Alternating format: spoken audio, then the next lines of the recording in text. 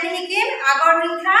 আৰু পাছৰ সংখ্যা এই বস্তুটো দি টিএলএম দি আমি শিকিম বুজিছানে এতিয়া আমি প্ৰথমতে যাম 3 ৰ আগৰ সংখ্যা কিমান এটো কি মিছে চোৱা এটো কি আগৰ সংখ্যা 2 হয়নে এটো কি 3 হয়নে এটো কি 3 ৰ আগৰ সংখ্যা কিমান হ'ল 2 আৰু পাছৰ সংখ্যা 4 ঠিক তেনেকৈ আমি 4 ৰ আগৰ সংখ্যা কি পাম 3 আৰু পাছৰ সংখ্যা কি পাম 5 পাইছানে ঠিক সেইদৰে পাছৰ আগৰ সংখ্যা কি 4 পিছৰ সংখ্যা 6 ন ঠিক সেইদৰে আমি মানে 7 ৰ আগৰ সংখ্যা কিমান 6